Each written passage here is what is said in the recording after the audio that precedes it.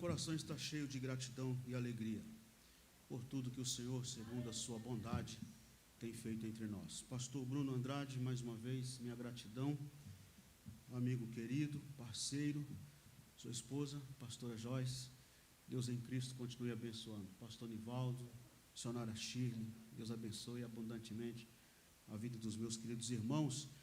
Cumprimentando eles, eu cumprimento todos os obreiros, irmãos e irmãs que servem a Deus nesse ministério, nesse trabalho, que estão envolvidos com a igreja local e que também estão envolvidos e empenhados nesta segunda edição do Compungidos 2025 e 2026 está nos aguardando. Amém? Amém? Amém. Pastor Uziel, grato pela ministração de ontem, pela ministração de hoje, pela forma como o Senhor tem se deixado usar por Deus para falar aos nossos corações. Sua esposa, que o acompanha. Pastor Uziel, eu tive com o pastor Uziel a primeira vez em 2011, no congresso da UMADESLE, lá em São Luís. Depois, nos 90 anos da Assembleia de Deus, em São Luís.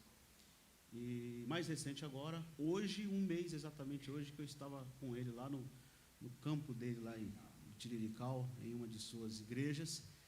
E estou feliz e grato por estarmos juntos aqui. Deus abençoe abundantemente. Irmãos, esse projeto do Compungidos, que o pastor Bruno ontem deu aqui uma síntese do que o Compungido se propõe. Qual é a nossa proposta? O que é que nós estamos pensando? Nós não estamos propondo e nem estamos pensando em mais um evento para ganhar visibilidade, popularidade e, sei lá, daqui a alguns anos se tornar um congresso vitrine, como nós estamos acostumados a ver aí em algumas escalas, em alguns eventos conhecidos no Brasil e no mundo. Nossa proposta, que nós nos propomos, o nome por si só já diz, já é uma definição do que nós nos propomos, é compungir corações, é esfaquear corações com a palavra. O Compungidos, eu estava sentado ali agora há pouco pensando o seguinte, pastor Bruno, o Compungidos é um grito de nossa alma por um avivamento nesse tempo. Um grito de nossa alma por um avivamento nesse tempo. Vocês querem saber bem? Ouçam o que eu vou dizer. Eu pessoalmente, eu sou filho e neto de pastor, nascido e criado no contexto pentecostal assembleano. Comecei a pregar em 1985, tinha 7 anos de idade. 2025, 40 anos pregando. E eu sinceramente, pessoalmente, não precisa concordar comigo não, eu pessoalmente estou cansado de pregar sobre avivamento e falar de avivamento só olhando para trás. No século XVI teve um avivamento, no século XVIII teve um avivamento. Avivamento só como nota de rodapé de livros de história dos grandes avivamentos. Eu quero saber de um avivamento hoje. Nós precisamos de um avivamento para hoje. Então, é mais ou menos por aí que caminha o nosso coração, a chama que queima e que arde em nossa alma. Então eu vou pedir a você que trouxe a sua Bíblia para abri-la comigo.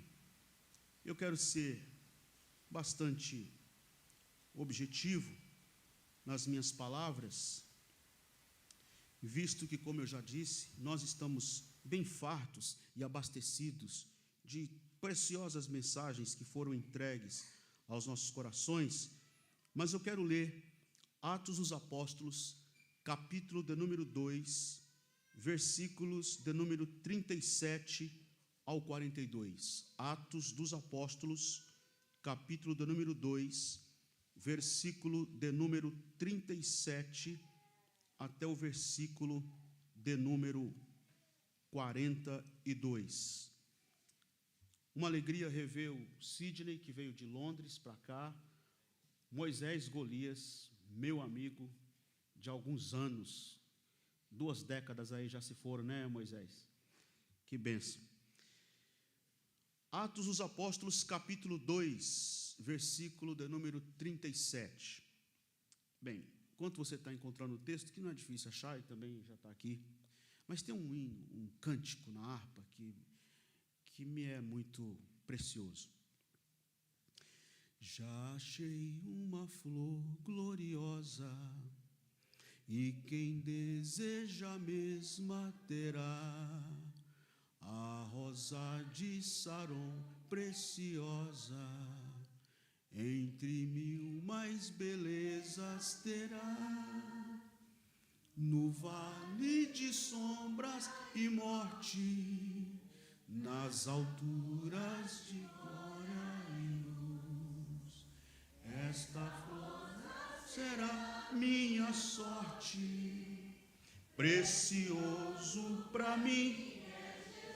Todos juntos? Precioso para mim é Jesus, precioso para mim é Jesus. Eu confesso na vida e na morte que tudo para mim é Jesus. Amém.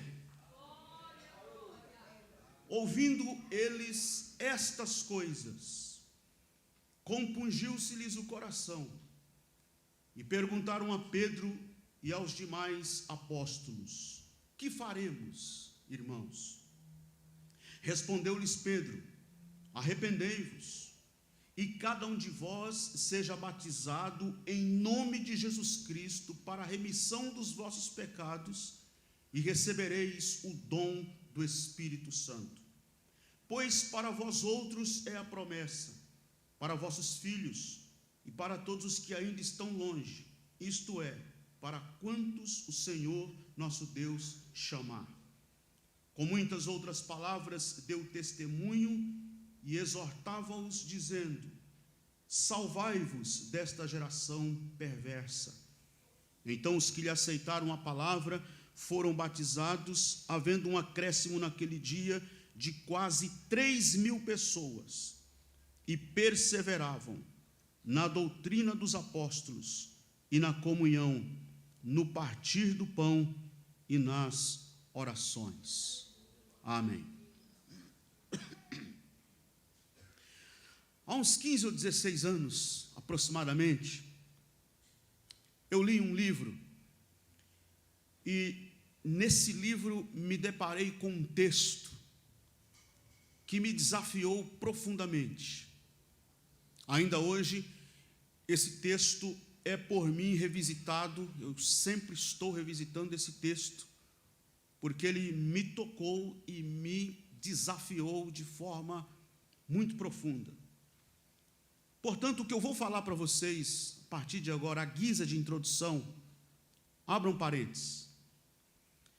Alguns especialistas confirmam que o século XX, século passado, nós estamos no 21, o século XX, o século passado, foi cravado na história como o mais marcante de todos os tempos.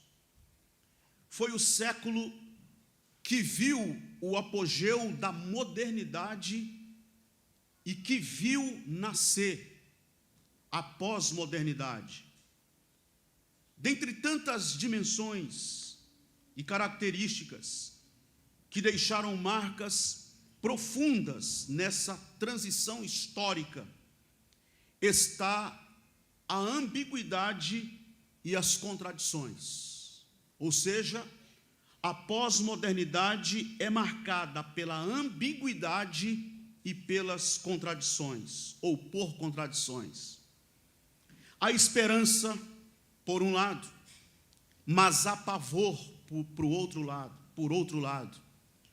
Foi o século XX, foi o século que gerou um Winston Churchill, mas foi também o século que gerou um Gaddafi, Stalin e Adolf Hitler.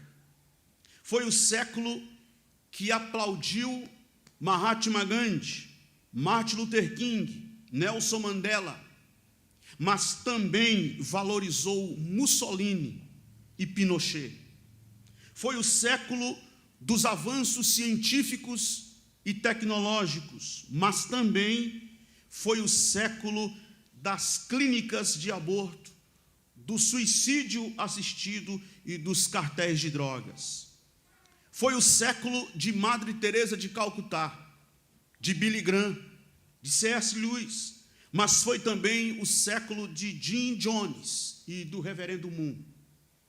Alguém já disse que a pós-modernidade é a modernidade dizendo para ela mesma que ela fracassou. Por quê? Porque entre a modernidade e a pós-modernidade, nós temos pelo menos duas grandes guerras mundiais. O século XX é considerado o mais violento século de toda a história da humanidade. Só num século, século XX, século passado, nós tivemos um Stalin, Hitler, Idi Amin, Pol Pot, tivemos Auschwitz e Ruanda, tivemos Hiroshima e Nagasaki, e genocídios cruéis, que mancharam de sangue as páginas da história para sempre. A doença do século atual agora, transição entre século XX e século XXI, já no final do século XX e início do século XXI, a doença do século chama-se depressão e estresse crônico. Mas ainda encontramos beleza. Conquanto seja depressão e estresse crônico a doença do século, mas ainda encontramos beleza. Choramos nos casamentos, as crianças sorriem inocentes, poetas ainda fazem poesias, evangelistas apaixonados continuam inflamados pela paixão de pregar nas praças públicas as suas mensagens. Igrejas ainda estão sendo plantadas mundo afora, de modo que o que eu quero pontuar para vocês aqui hoje à noite é que nós fomos chamados para viver um tempo cheio de ambiguidades e de incoerências. Na confusão pós-moderna, quando não se sabe, ouçam isso por favor, na confusão pós-moderna, quando não se sabe discernir bem qual a diferença entre a verdade e a mentira, entre o vício e a virtude, há um imperativo do mestre, e esse imperativo é um imperativo missionário. Nós fomos chamados para pregar a uma sociedade e para uma geração que experimenta descrédito, talvez sem precedentes na história da humanidade. E o que é que nós temos no texto de Atos capítulo 2, versículo 37 ao 42? Temos exatamente algumas preciosas direções que vão nos ajudar a viver nesse tempo tão ambíguo, nesse contexto de tantas contradições, porque Pedro, em uma oportunidade singular, sob o poder e a ação capacitadora do Espírito Santo, ele confrontou sem titubear uma geração de igual modo dúbia, ambígua, a multidão que ali estava celebrando uma festa judaica. Preste bem atenção nisso aqui. O que é que estava acontecendo em Atos capítulo 2, versículo 37 ao 42? Qual era o contexto disso aqui? Qual é o contexto disso aqui? Estava acontecendo uma festa judaica, que era a festa dos Pentecostes. Notem bem que o que estava acontecendo ali não era uma festa pagã, não era uma festa carregada das superstições místicas do paganismo. O que estava acontecendo ali era uma festa judaica, e a multidão que ali estava celebrando esta festa judaica era a mesma multidão culpada de assassinar o pregador Galileu. Lembram-se dele? Pregador Galileu, carpinteiro de Nazaré, aquele homem que andou pelas ruas poeirentas da antiga Palestina. Ele foi cruelmente espancado, violentamente torturado, com requintes de crueldade. E essa multidão que está aqui celebrando esta festa dos Pentecostes em Jerusalém é a mesma multidão culpada de assassinar o pregador Galileu 50 dias atrás. Eles estavam aqui exatamente há 53 dias, né? Porque Jesus morreu e ressuscitou no período da festa da Páscoa. Ficou 40 dias falando com eles a respeito do reino de Deus, da ascensão no 40º dia, a ascensão de Jesus aos céus no 40º dia. Para Pentecostes, nós temos 10 dias, 40 com 10, 50. 50 é o dia de Pentecostes, é quando começa a festa dos Pentecostes, é no cumprir dos 50 dias após a festa da Páscoa, é o dia de Pentecostes. Então, mais 3 dias em que Jesus esteve no ventre da terra, Jesus ressuscitou ao 3º dia, 53 dias. Essa multidão que estava celebrando esta festa judaica era a mesma multidão culpada de ter assassinado o pregador Galileu 53 dias antes desse dia da festa dos Pentecostes. Quer dizer, menos de 2 meses. 1 mês e 20 dias, 1 mês e 23 dias. E é curioso pensar que a igreja nasce num contexto desafiador, atravessa os séculos e a situação hoje, tanto quanto naqueles dias, continua crítica e desafiadora para a igreja contemporânea. A grande questão hoje à noite é a seguinte, meus irmãos e irmãs. A grande questão é como que a igreja hoje pode acertar corações tão enrijecidos. Como que a igreja atual, a igreja pós-moderna, como que nós hoje, seguidores de Jesus, nós, pregadores do Evangelho, como que nós hoje, diante dos grandes embates, dos grandes desafios que nós enfrentamos nesse início de século, que já está ressacado do século que passou, século 20, como é que nós hoje vamos acertar corações, vamos apunhalar corações, vamos esfaquear corações, vamos compungir corações tão enrijecidos, tão céticos, tão diretamente afetados pelos embalos da pós-modernidade? Essa é a questão. Como que a igreja pode ser relevante hoje, constrangendo, compungindo corações, num tempo de tanta ambiguidade, em que crentes e não crentes, religiosos ou sem religião, estão cada vez mais indiferentes, vivendo uma religiosidade sem conexão alguma com o espírito da vida. Essa é a grande questão. Bem, em primeiro lugar, nós precisamos olhar para o versículo de número 37, Atos capítulo 2, versículo de número 37, e perceber, em primeiro lugar, que nós não podemos, em hipótese alguma, abrir mão da mensagem de Jesus, a despeito das tendências religiosas. A despeito das tendências religiosas, não abra mão da mensagem de Jesus. Porque veja o que diz o versículo 37.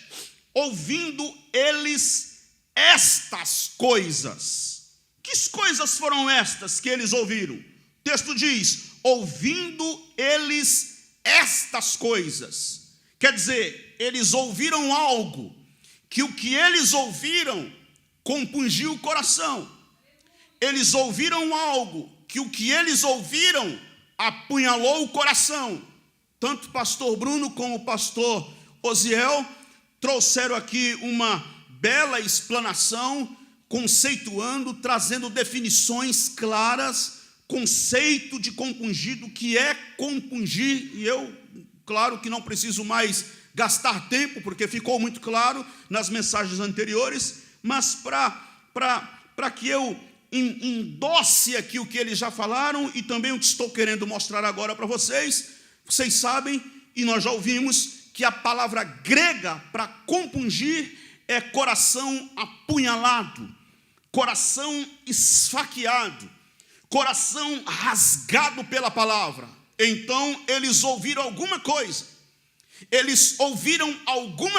que o que eles ouviram foi mais do que uma flecha, foi mais de que um punhal, foi mais do que uma lança pontiaguda que cravou nos corações deles, ouvindo eles estas coisas. Que coisas foram estas que eles ouviram? Eu quero que você volte a sua atenção para Atos, capítulo de número 2, versículo de número 7.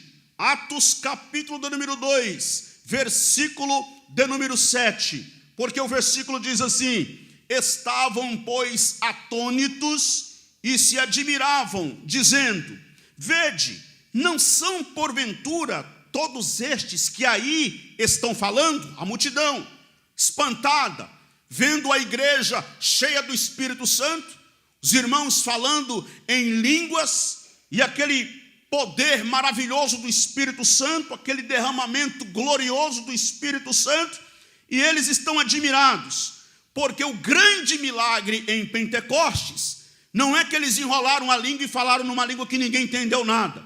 O grande milagre em Pentecostes é que o Espírito Santo capacitou a igreja, capacitou aquele grupo de irmãos e irmãs, que era um grupo aproximado de 120 pessoas, a falarem na língua nativa de toda a multidão que ali estava. E eles ouvem na sua própria língua e ficam atônitos, admirados, e começam a perguntar: mas escuta, não são galileus?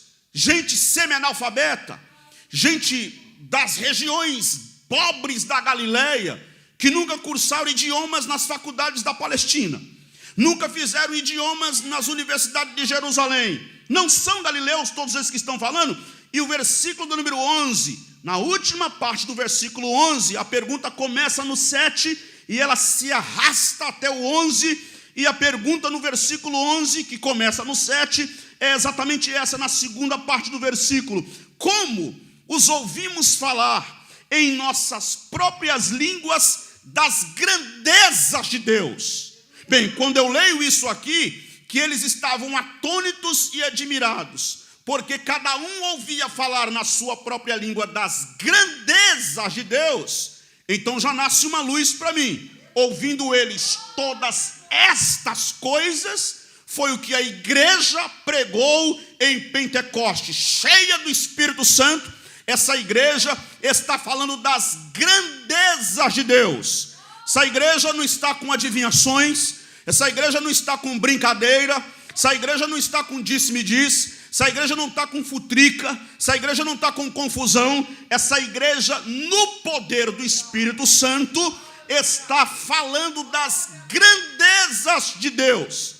Mas essa pergunta que eles estão fazendo, como pois os ouvimos falar na nossa própria língua das grandezas de Deus, ao mesmo tempo ela se confunde com um espírito de zombaria, que alguns começam a zombar, porque o texto diz que outros começaram a zombar. Versículo de número 12, versículo 12: todos atônitos e perplexos interpelavam uns aos outros. O que quer dizer isto? Versículo 13: outros zombavam e diziam: estão embriagados. Isso é vinho, eles estão embriagados. E aqui não tem conotação de escândalo. Sabe quando a gente vê alguém: meu Deus do céu, o irmão estava bêbado? Não tem conotação de escândalo aqui. Quem conhece minimamente de tradição judaica sabe que nas festas judaicas eles bebem mesmo, dançam mesmo. As festas judaicas duram uma semana e vai dias e dias de festa, de dança, de bebida. Então não era nenhuma novidade eles estarem embriagados. a esta altura, com a língua meia mole, falando qualquer coisa ou trocando qualquer palavra. Então alguém diz assim: isso é vinho, não se importa não, é normal, eles estão embriagados. Quando Pedro percebeu isto, Pedro se levanta, versículo 14, Pedro se levanta e diz: opa, versículo do número 15, estes homens não estão embriagados como vocês estão pensando.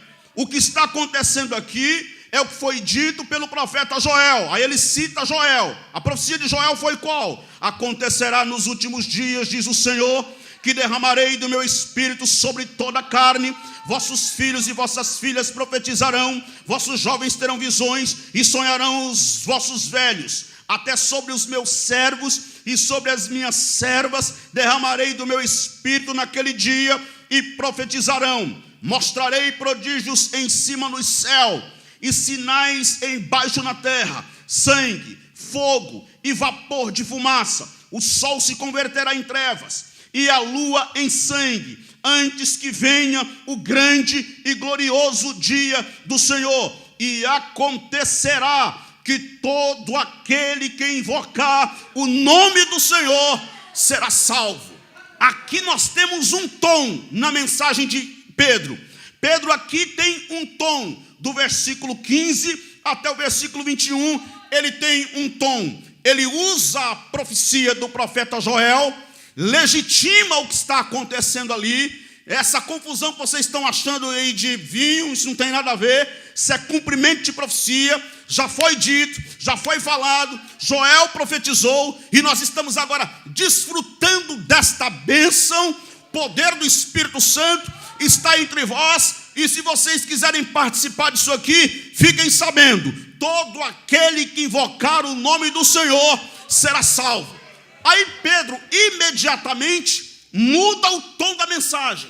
Como é que ele muda o tom da mensagem? Versículo número 22, ele diz assim: varões israelitas. Percebe a mudança de tom? Ele muda o tom. Varões israelitas, atendei a estas palavras. Jesus o Nazareno, varão aprovado por Deus diante de vós, com milagres, prodígios e sinais. Versículo de número 22. Sinais, os quais o próprio Deus realizou por intermédio dele entre vós, como vós mesmos sabeis. Sendo este entregue pelo determinado desígnio e presciência de Deus, vós o matastes, crucificando por mãos de iníquos, ao qual, porém, ele muda pela terceira vez de tom agora.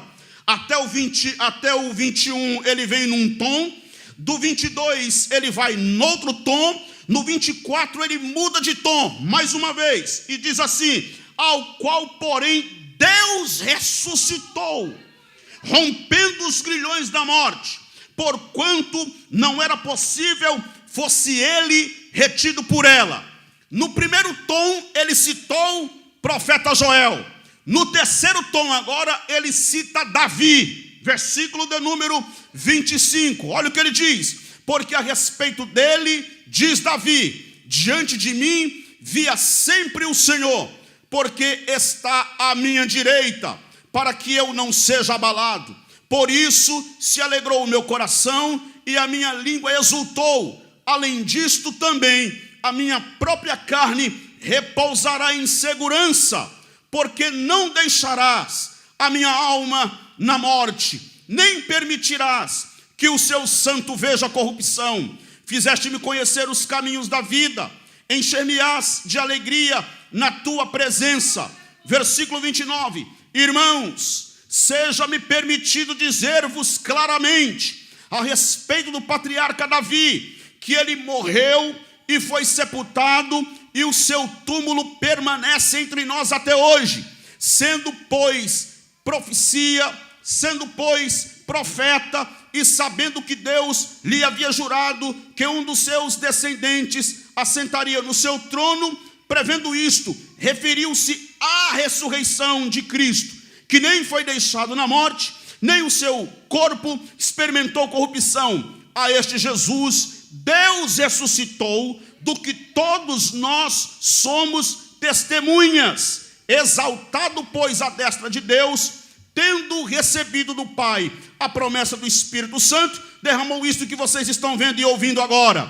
Porque Davi não subiu aos céus, mas ele mesmo declara: disse o Senhor ao meu Senhor: assenta-te à minha direita, até que eu ponha os teus inimigos por estrado dos teus pés. Esteja absolutamente certa, pois toda a casa de Israel, de que a este Jesus, que vós crucificastes, Deus o fez Senhor e Cristo. Ouvindo eles estas coisas, o quê? O que a igreja coletivamente pregou, falando das grandezas de Deus, e agora o sermão de Pedro, que foi nada mais, nada menos do que uma apresentação maravilhosa de Jesus. Pedro apresentou Jesus como ninguém. Pedro apresentou Jesus com uma grandeza, com uma nobreza. Pedro apresentou Jesus com um poder do Espírito Santo tão cativador, tão maravilhosamente avassalador, que esse poder de Deus na vida de Pedro, fazendo com que Pedro apresentasse Jesus, foi como se um punhal, uma lança pontiaguda, fosse sendo cravada nos corações, e fosse sendo cravada nos corações, e Pedro vai pregando, e vai pregando, e vai pregando. Eu quero dizer aqui esta noite, meu irmão, minha irmã, se nós queremos mesmo ver uma geração compungida, se nós queremos mesmo ver homens e mulheres rendidos ao pé da cruz, joga no lixo essa mensagem engodada, joga na lata do lixo essa teologia coach, joga na lata do lixo esse evangelhozinho mamão com açúcar, joga fora esse evangelho coach e volte-se para a cruz, levante a bandeira ensanguentada do Calvário. Não há mensagem mais poderosa, capaz de apunhalar corações, do que a mensagem da bandeira ensanguentada do Calvário, que foi levantada, e esta é a mensagem da igreja, para proclamarmos ao mundo: louvado seja o nome do Senhor. Ouvindo eles estas coisas, melhora o retorno aqui para mim, por favor. Ouvindo eles estas coisas, que coisas? A mensagem mais gloriosa, a mensagem mais fascinante, a mensagem mais encantadora, a mensagem mais preciosa, a mensagem de Jesus Cristo de Nazaré. Jesus atravessa os séculos, ou atravessou os séculos e os milênios. Jesus extrapola as páginas da história. Jesus é a grande marca de Deus em toda a história da criação. Jesus é a grande mensagem que nós temos para pregar a este mundo. Nós não temos compromisso com outra mensagem, nós não temos compromisso com outra agenda, nós não temos compromisso com outra pauta. Qual é a mensagem do bom pregador? Paulo, escrevendo na primeira carta aos Coríntios, capítulo 2, versículo 2, ele disse: eu decidi nada saber entre vós, a não ser Jesus Cristo e este crucificado. Este é o tema do bom pregador. Ouvindo eles estas coisas, o que? A mensagem de Jesus Cristo, o Nazareno. Quando Pedro termina de pregar essa mensagem, a multidão está com os seus corações rasgados, traspassados, violentamente dilacerado pela mensagem de Jesus, que foi pregada com tanto brilhantismo, com tanto poder e com tanto impacto do Evangelho. Mas em segundo lugar, deixa eu correr aqui. Queremos mesmo compungir os corações dessa geração? A gente quer mesmo? Estamos dispostos mesmo a perfurar os corações nesse contexto social que nós estamos vivendo hoje? Segundo lugar, concentre-se em oferecer respostas para o que está sendo questionado, e não em respostas prontas para perguntas que não são feitas mais. Vou repetir. Concentre-se em oferecer respostas para o que está sendo questionado. Responda o que está sendo questionado. E não em respostas prontas para perguntas que não são mais feitas. Porque o que diz o texto? Quando Pedro prega, ele termina de pregar, eu fiz questão de ler praticamente aqui 80% do capítulo 2, do versículo 7, né? 7 até o versículo de número 36, praticamente 70% do capítulo 2. Fiz questão de ler, porque aqui está o conteúdo da mensagem que foi pregada.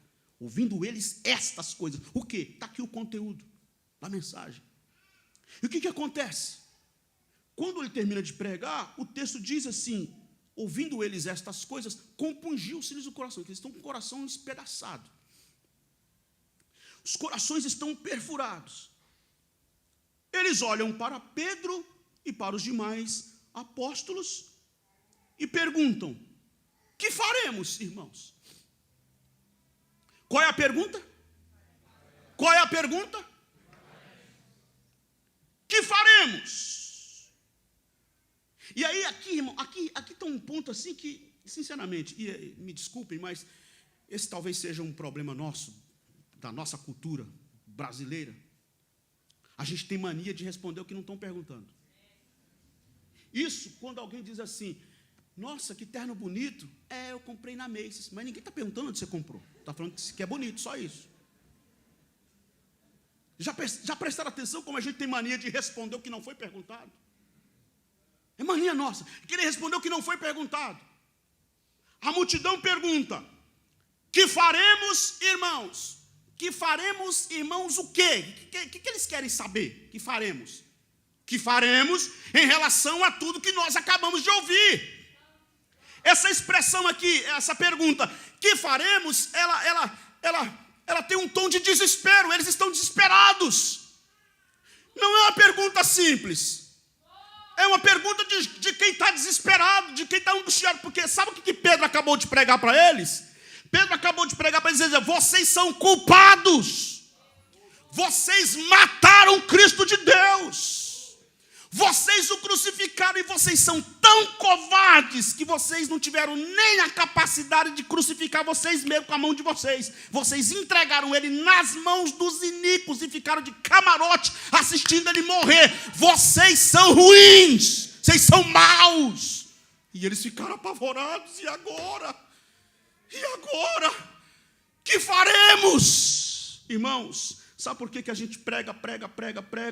E muitas vezes as nossas mensagens não apunhalam mais o coração. Sabe por quê? A gente prega.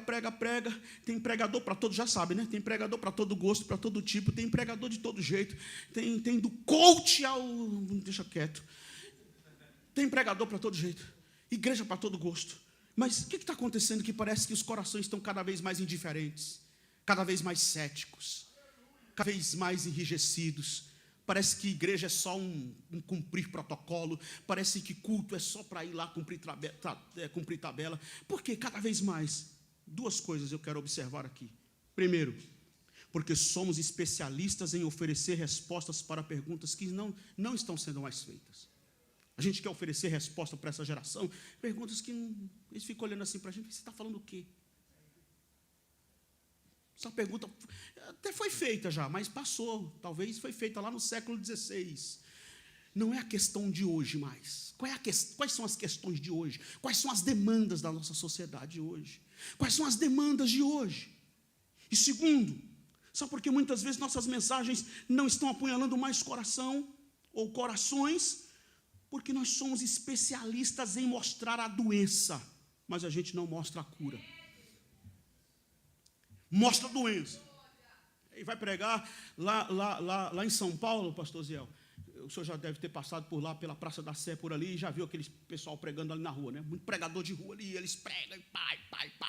Seus malditos, vocês vão para o inferno, seus desgraçados, suas pragas ruins, e xinga, e aponta para... Tem uma catedral da igreja católica lá, que fica bem no centro da praça, e ali aquela Babilônia, que não sei o que e tal. E eu fico olhando assim, falei: meu, o que é isso aí? Que ele está achando que ele está pregando a verdade.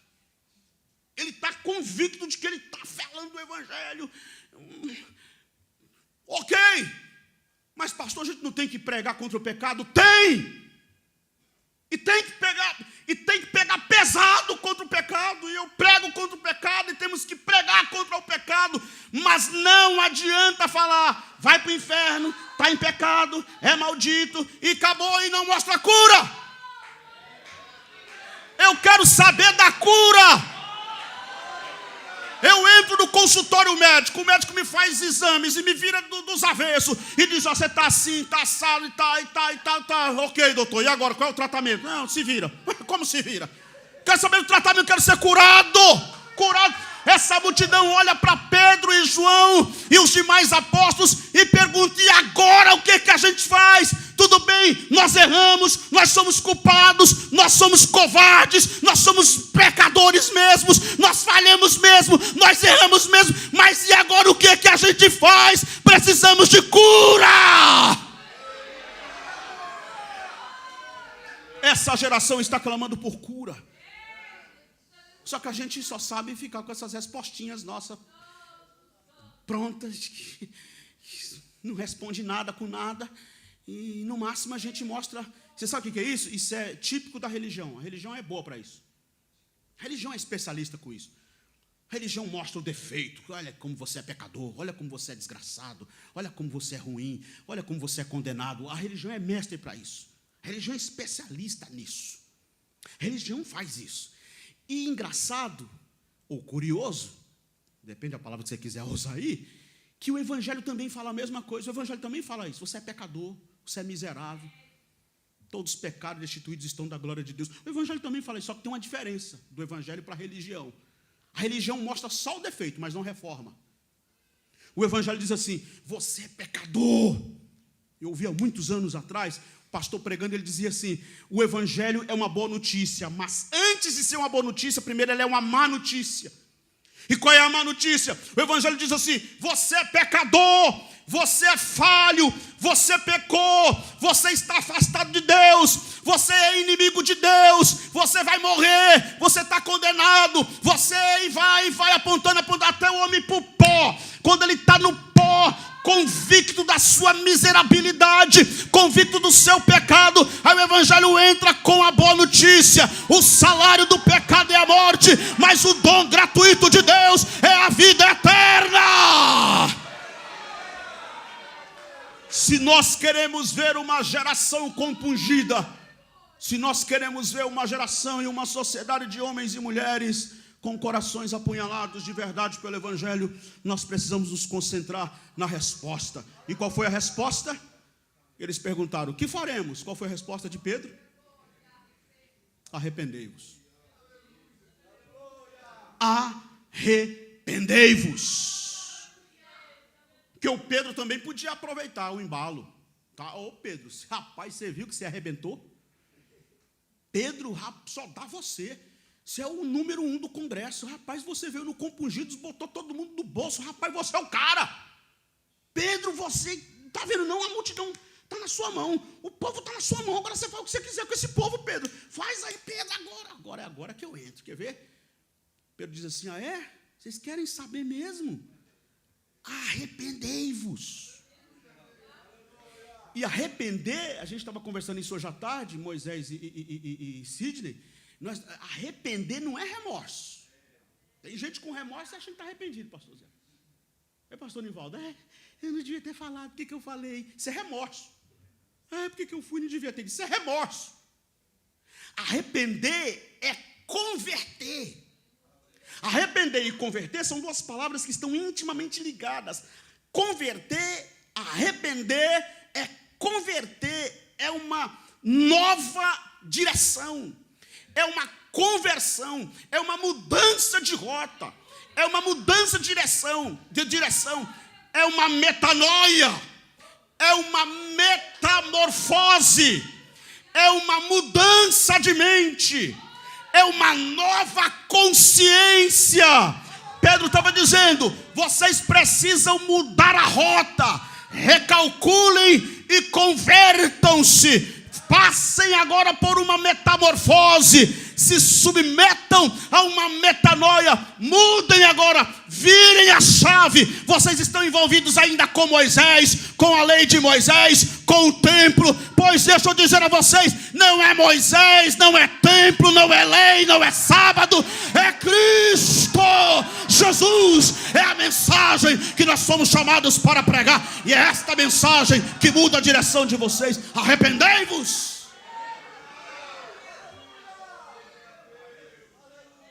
3, deixa eu correr aqui. Terceiro lugar, a gente quer mesmo apunhalar os corações. Terceiro lugar, não substitua a vocação profética pela mensagem de conveniência. Versículo 40. Com muitas outras palavras deu testemunho e exortava-os dizendo: salvai-vos desta geração boazinha. Salvai-vos dessa geração de gente, só gente boa. Salvai-vos dessa geração. Não substitua a vocação profética pela mensagem de conveniência. Porque é outra coisa, que eu fico encabulado com Pedro. Primeiro porque Pedro já disse: arrependei-vos. Cada um de vós seja batizado em nome de Jesus para a remissão dos vossos pecados e recebereis o dom do Espírito Santo. Porque para vós outros é a promessa, para vossos filhos e para todos os que ainda estão longe, isto é, para quando o Senhor nosso Deus chamar. Aí o versículo 40 diz: com muitas outras palavras deu testemunho. Com muitas outras palavras deu testemunho e exortava-os: salvem-se desta geração perversa.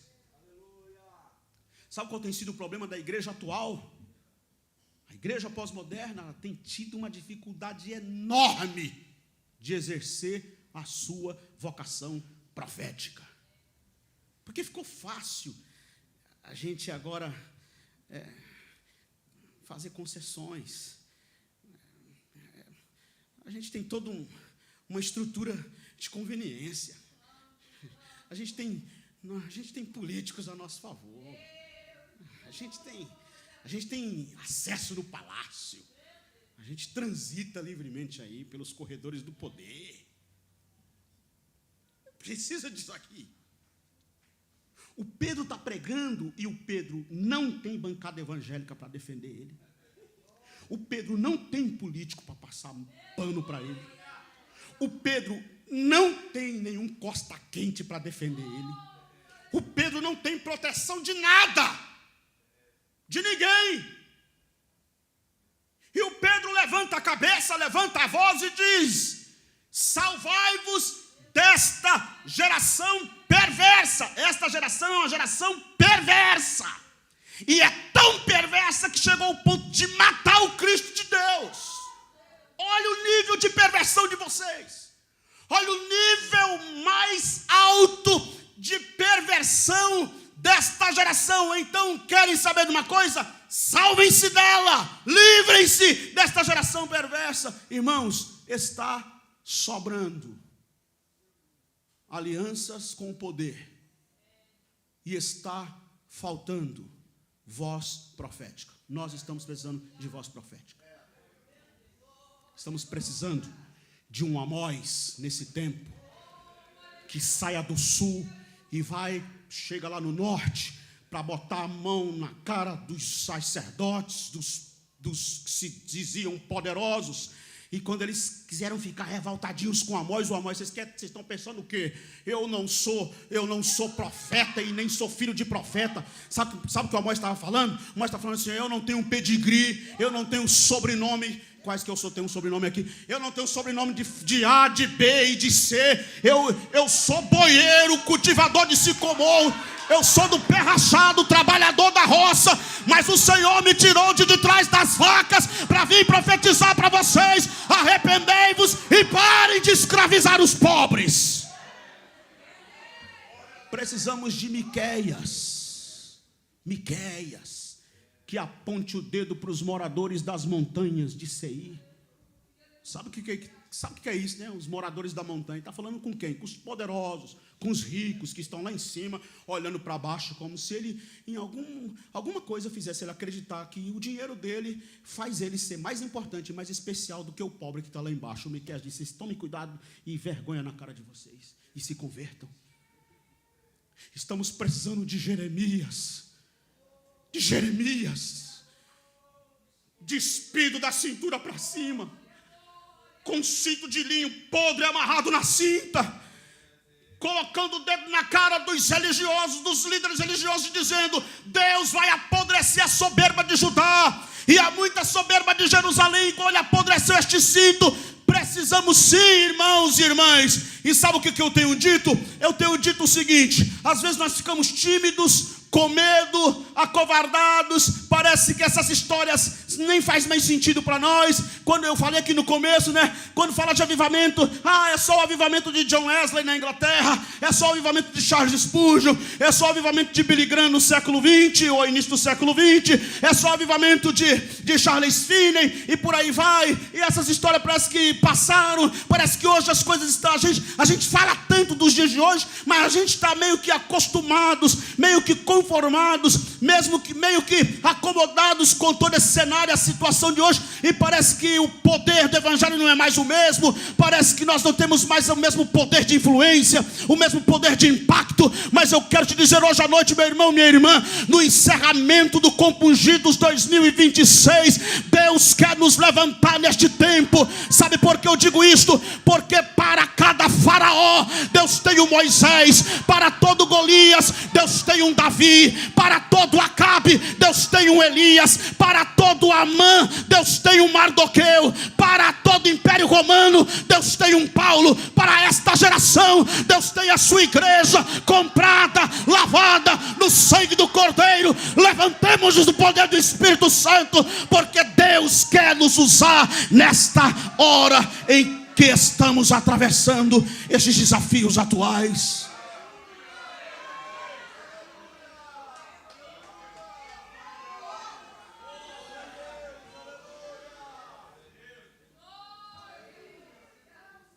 Não substitua a vocação profética pela mensagem de conveniência. Quarto, não troque os resultados do reino pelo pragmatismo religioso. Não troque os resultados do reino pelo pragmatismo religioso. Versículo número 41. Então os que aceitaram a palavra foram batizados, havendo um acréscimo naquele dia de quantas pessoas? Quase 3.000 pessoas. Qual foi a estratégia aqui? Porque hoje a gente tem estratégias de como crescer a igreja. Como crescer a igreja? Como é que a gente faz? Pinta a parede de rosa, pinta de preto, pinta de que cor? Como é que faz? Traz um coach aqui para dar uma palestra de desenvolvimento pessoal? O que a gente faz? Quais são as estratégias de crescimento de igreja hoje? O que está na moda? Qual é a pegada hoje aí do mercado gospel? Qual é a novidade aí do que está rolando no mercado gospel? Vamos aplicar isso aqui, pastor Bruno, porque a gente tem que fazer acontecer. Qual é o pragmatismo aqui que Pedro está usando? Qual é o mecanismo? Qual é a estratégia dele aqui? E olha, o texto diz assim, ó: então os que aceitaram a palavra. Houve aceitação. Aceitaram. Depois, o segundo passo, depois de aceitar, o que vem? Foram batizados. E depois da palavra ser aceita, que gerou fé. A palavra gerou fé. A palavra foi aceita, porque gerou fé. E o batismo, que foi uma legitimação daqueles que de fato absorveram e entenderam a mensagem. Aí o texto entra com a palavra acréscimo, acrescentou, que é uma palavra para dar ideia de número, né? Porque foi numérico, crescimento numérico. Houve um acréscimo de quase 3.000 pessoas. Isso aqui não é número de Facebook não, tá? Acabei de pregar, aceitou 300. Mentira que não tinha nem 100 pessoas no culto. Isso aqui não é número de Facebook não. Isso aqui é conversão verdadeira. Queridos irmãos, parece que nós estamos apelando mais para os métodos, para as estratégias, do que para o poder do Espírito Santo. Há uma pergunta que eu faço sempre da igreja primitiva: qual o segredo da igreja primitiva que não tinha estratégia de marketing, que não tinha tecnologia, que não tinha ciência que nós temos hoje, que não tinha avião, que não tinha carro, que não tinha ônibus, que não tinha televisão, não tinha internet, não tinha microfone, não tinha aparelhagem de som, não tinha telão de LED, não tinha nada? Qual o segredo desta igreja? Qual o segredo desta igreja? Conta-se, meus irmãos, que Charles Spurgeon, certa vez, enviou um pastor para abrir um campo missionário na Inglaterra. 6 meses depois, esse pastor escreveu que não tinha ganho nenhuma alma para Jesus.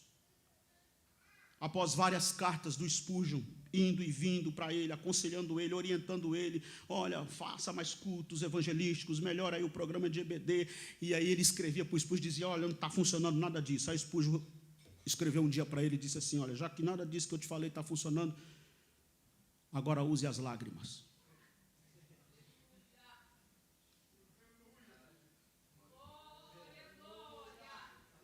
Os nossos olhos estão secos. Nós estamos perdendo gradativamente a sensibilidade do Espírito Santo. Parece que caímos na rotina. E a gente vai vivendo uma espiritualidade assim, superficial. Uma espiritualidade débil, doente, superficial.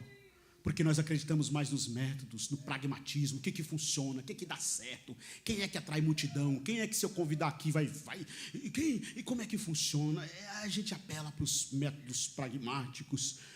Mas nós temos aqui um conselho de uma igreja há 2000 anos antes de nós, dizendo: não negocie o poder do Espírito Santo.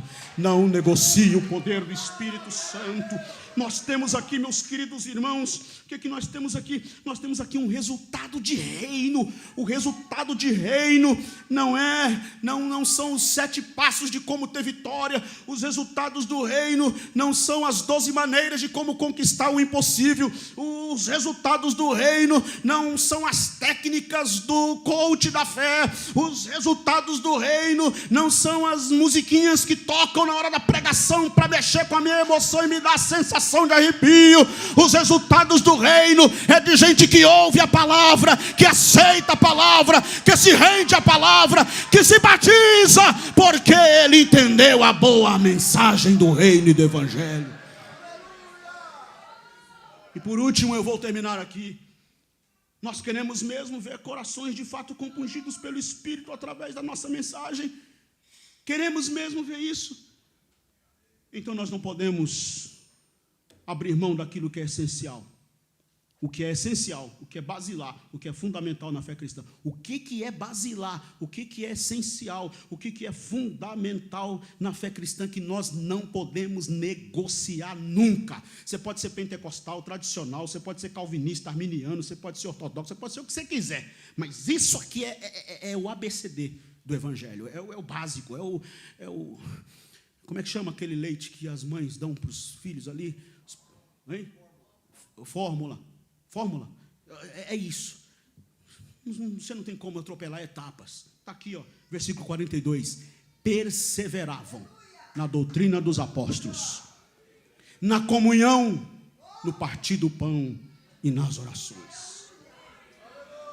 Irmãos e irmãs, é essa paixão que invade o meu coração. É essa paixão que me consome todos os dias.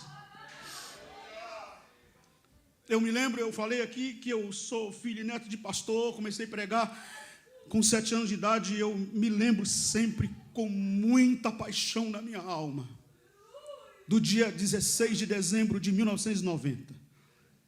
Eu era um pré-adolescente, 12 anos, 1990, dentro do tanque de batismo, num sol quente toda a vida, na cidade de Guarulhos, minha cidade natal. Eu não me lembro da face do pastor que me batizou, nem sei se ele ainda vive. ele estava fazendo aqui a minha profissão de fé, eu balançava a cabeça assim, confirmando que sim, mas o meu coração batia fora do comum, parecia que ia saltar pela boca, e eu tão apaixonado por Jesus, eu dizia: Senhor, eu te seguirei, custe o que custar, venha o que vier, aconteça o que acontecer, eu te seguirei. E ele me afundou naquela piscina e me levantou, e eu saí dali, que eu não podia nem ouvir os hinos que cantaram no meu batismo. Até hoje batismo para mim é muito caro, caríssimo. E eu saí tomado por aquela paixão. E quando foi agora, o mês passado, eu fiz 47 anos de idade, 40 anos pregando, e eu trancado no meu quarto, agradecendo a Jesus. Eu disse: Senhor, eu te agradeço, e quero te dizer, Senhor, que a promessa daquele menino de 12 anos está de pé. Eu quero te dizer que a paixão daquele menino de 12 anos continua de pé. Eu não quero nunca que essa chama se apague do meu coração. É a paixão que eu tenho pelo Cristo que me comprou, pelo Cristo que me lavou, pelo Cristo que me motivou, pelo Cristo que já me fez andar alguns quilômetros para levantar a bandeira do Calvário e pregar Ele, pelo Cristo que já me levou a algumas cidades para dizer que Ele é o Senhor, Ele é o Senhor, Ele é o Senhor, Ele é o Senhor. Aleluia, aleluia, aleluia. Eu quero terminar aqui, meus queridos irmãos, dizendo, eu quero rapidamente relatar. Vocês viram ali, estou com aquela bengalinha, o pastor Bruno já disse aqui da minha cirurgia. Eu passei por essa cirurgia em finalzinho de 25 de março, agora do corrente ano, 25 de março, eu estava passando por essa cirurgia. Uma doença que eu sofria desde a minha... o médico disse que eu nasci com essa doença, mas ela se desenvolveu mesmo na minha adolescência. Foi quando minha mãe descobriu uma escoliose. Aquela altura eu estava com 30 graus de escoliose. E sempre estrutura franzina, não me incomodava. E eu fui, até que cheguei nos 40 anos e começou a se agravar.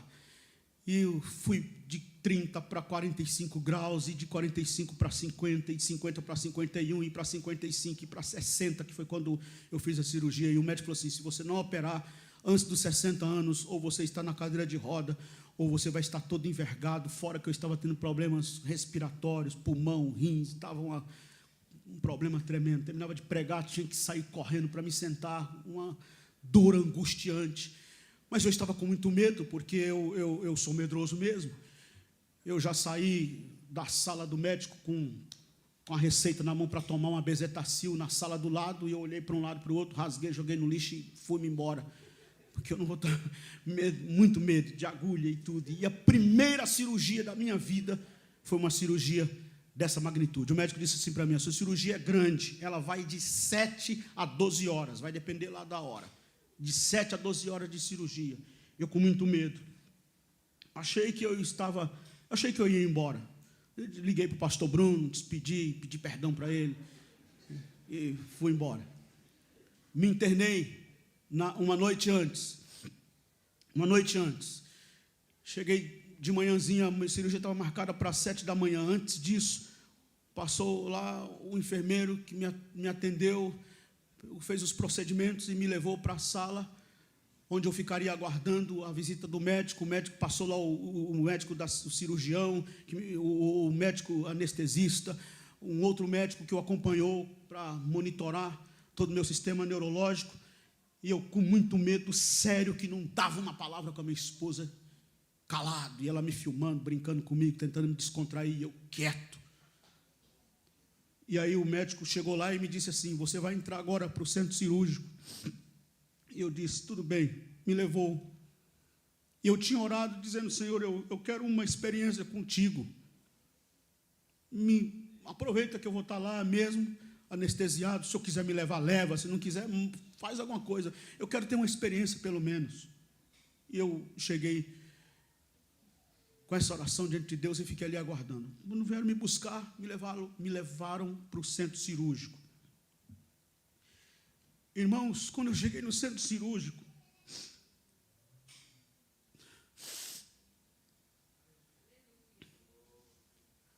eu me deparei com a presença de Deus lá dentro.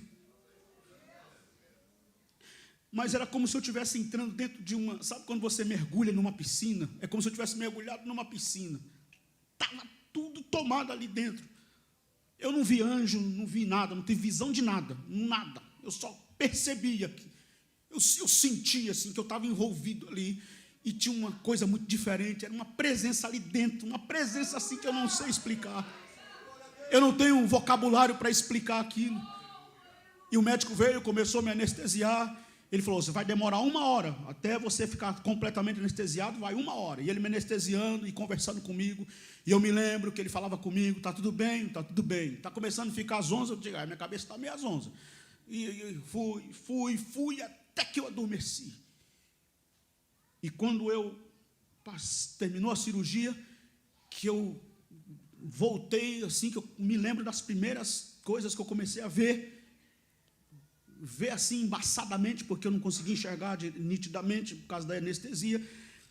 Eu me lembro que eu perguntei da minha esposa, e a enfermeira disse, olha ela aí do seu lado. E eu olhei assim para ela de lado, mas parecia que ela estava longe, bem longe, mas ela estava bem do meu lado, segurando minha mão.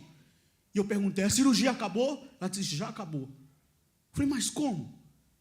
E ela disse para mim, que quando eu cheguei lá, a primeira coisa que eu falei foi expressões de adoração e de glorificação a Deus ali. Então eu fiquei com isso na minha mente.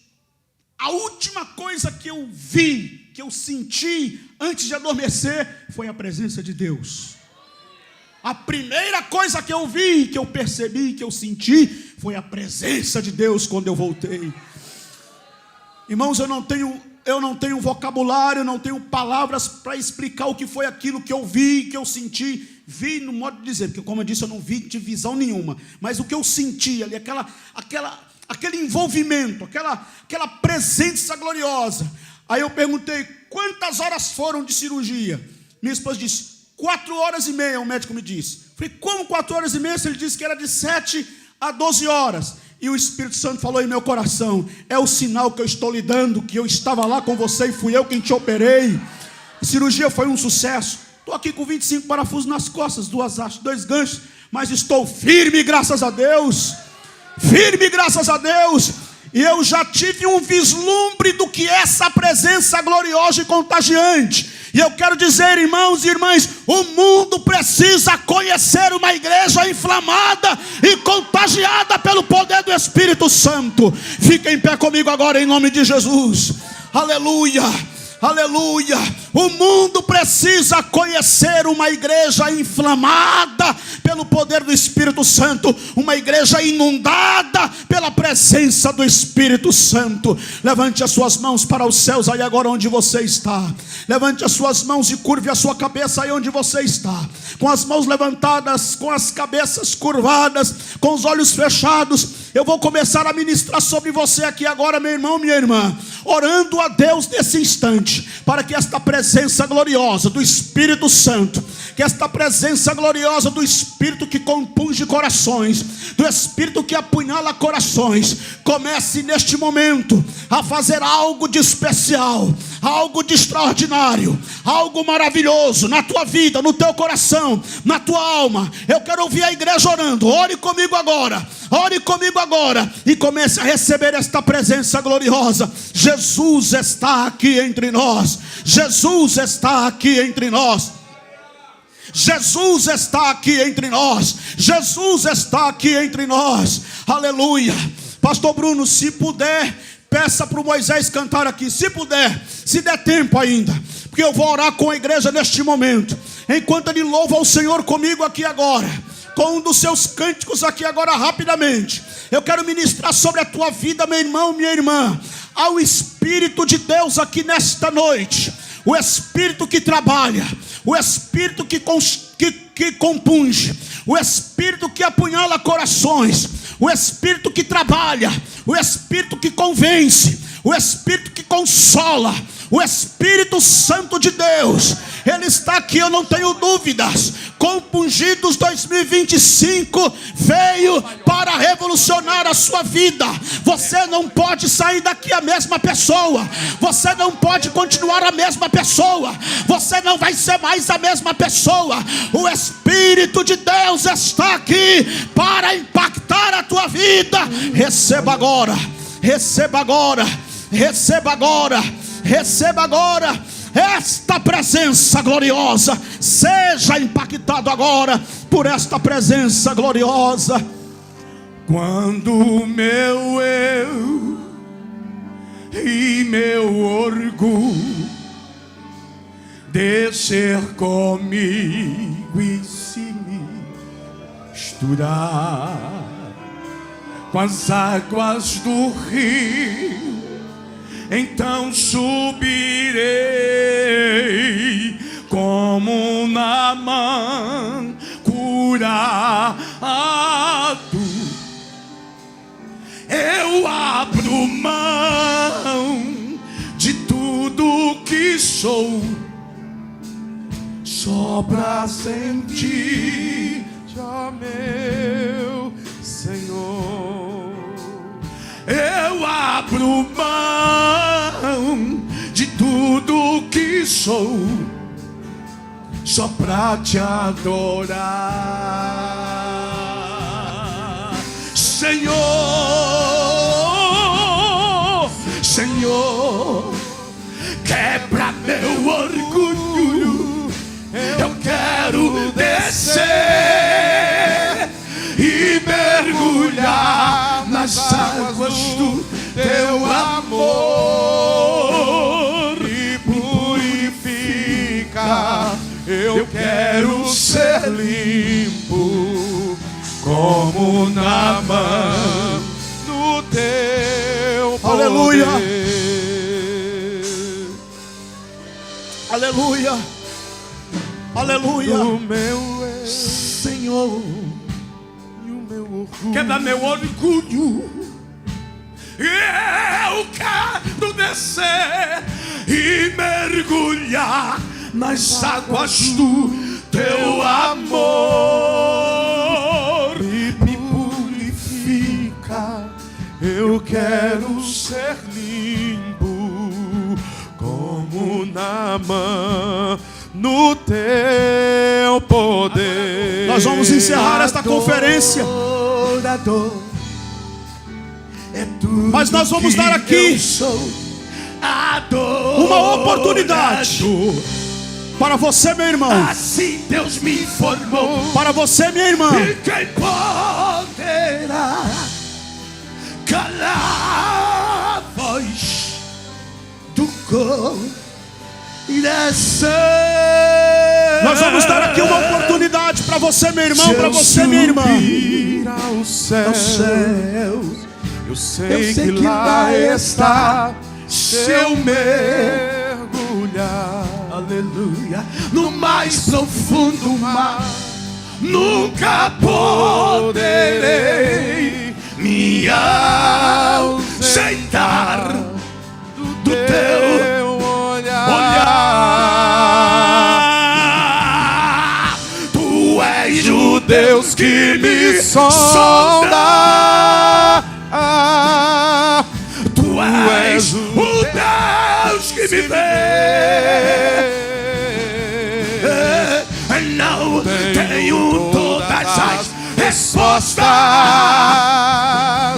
mas de uma coisa sei, por toda a minha vida te adorarei.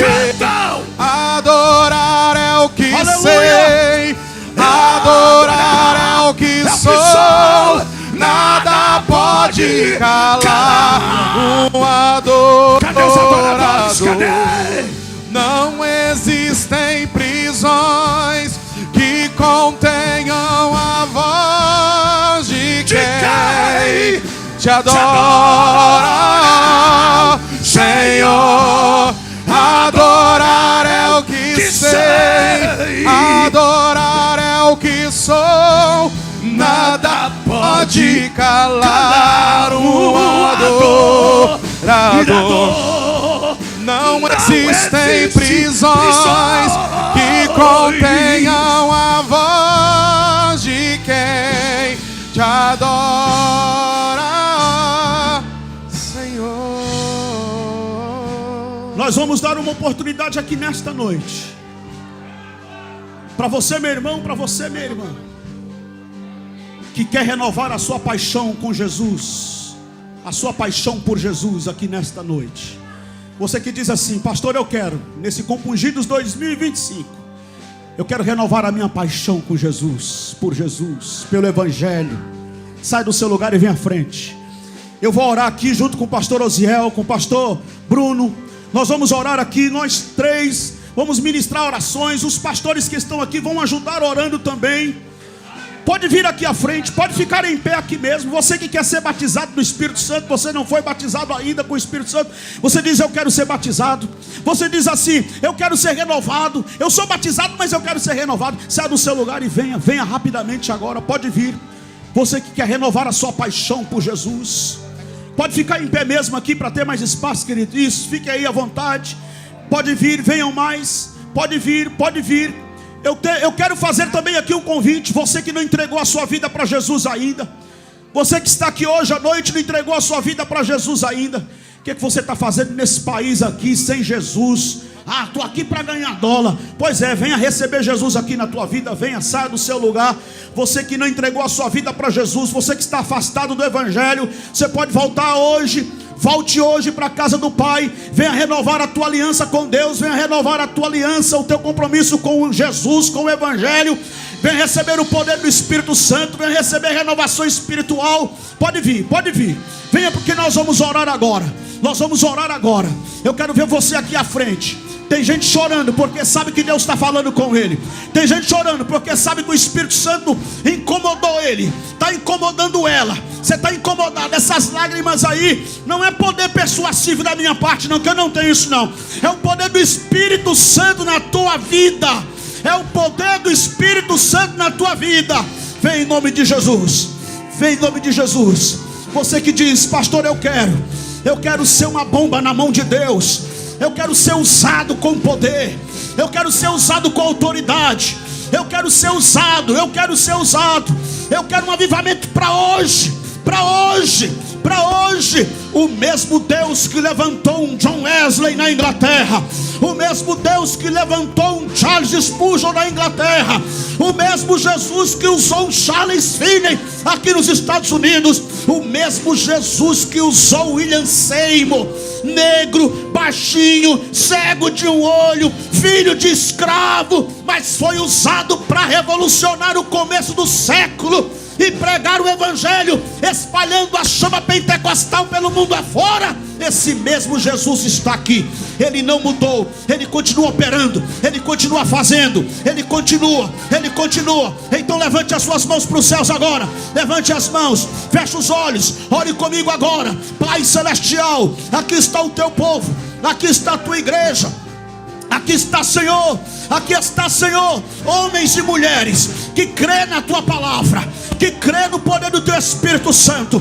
Homens e mulheres compungidos, ó Pai, compungidos pelo Espírito, compungidos pelo Espírito, que entenderam a tua voz, entenderam a tua palavra, entenderam, ó Deus, e agora aqui está, buscando renovação, buscando o poder do alto, buscando revestimento, buscando o batismo no Espírito Santo. Batiza Jesus, batiza Jesus, batiza Jesus, batiza, comece a batizar, comece a batizar, comece a batizar, comece a batizar, batiza Jesus. Batiza Jesus, batiza Jesus, batiza Jesus. Renova em línguas. Batiza, batiza, batiza. Receba o poder do Espírito Santo. Receba, seja batizado. Fale em línguas estranhas. Você ouviu a palavra de Deus, a mensagem do céu. Abre a boca e adore. Abre a boca e adore. Ninguém recebe Espírito Santo sem pedir. É para quem pede, é para quem busca. É para quem pede, é para quem busca. Batiza Jesus, batiza Jesus, batiza Jesus, batiza Jesus, batiza Jesus, batiza, batiza, batiza, batiza, batiza. batiza, batiza, batiza. Fale línguas estranhas. Batiza, batiza, Jesus. Adore, minha jovem. Adore, adore. Fale línguas, fale línguas. Jesus. Aleluia. Eita glória. Jesus está batizando. Meu Deus, vai adorando, jovem. Vai adorando. Pode abrir a boca, Jesus está te batizando. Fale línguas. Aleluia, aleluia, aleluia. Glória a Deus. Receba a autoridade de Deus, jovem. Fale línguas estranhas. Deixa Jesus te encher de poder nesse país. Vocês precisam. Está cheios. Está cheios. Está cheios. Estão cheios. Cheios. Cheios. Batiza. Batiza. Batiza. Renova. Receba poder. Fale línguas. Jesus. Batiza. Batiza. Renova. Batiza. Batiza. Batiza, Jesus. Jesus. Jesus, abre a tua boca, jovem. Pode adorar, pode dar glória que Jesus está te batizando. Jesus está te tomando em línguas agora. Receba poder de Deus. Receba poder de Deus. Receba poder de Deus. Receba poder de Deus. Receba, moça. Receba, rapaz. Receba, jovem. Receba, receba. Receba, moça. Oh, aleluia. Oh, aleluia. Jesus, Jesus, batiza, renova, renova em línguas. Receba poder. Você ouviu a mensagem, ouviu a palavra. Abra teu coração. Deixa Jesus te tocar. Toca, Jesus. Batiza, Jesus. Batiza, Jesus. Renova, Jesus. Renova, Jesus. Renova. É isso aí, moça. Pode abrir a boca e dar glória. Pode abrir a boca e adorar a Deus. Está falando em línguas? Falando em línguas. Eita glória. Já tenho aqui falando em línguas estranhas. A glória de Deus está na casa. A glória de Deus está na casa. Vocês lá atrás, levante a mão e adore a Deus. Adore a Deus. A glória de Deus está na casa. Receba autoridade. E agora, esse tumor maligno, Jesus te cura dele agora. Essa doença, Jesus arranca ela agora. Jesus te cura. Jesus te cura. Jesus te cura. Jesus te batiza. Jesus te cura. Receba poder de Deus. Receba. Receba a autoridade de Deus. Receba. Sinta a glória de Jesus. Sinta o poder de Jesus. Digno de louvor. Sinta o poder de Jesus. Sinta a glória de Jesus. Sinta o poder de Jesus. Sinta a glória. Adore, adore, adore, adore. Adore, adore. Senhor, glorifica a Deus. Ele te cura onde você está. Ele te renova onde você está. É a palavra viva. É o evangelho de poder. É isso que é evangelho. Digno de louvor. Sinta Deus na alma. Sinta.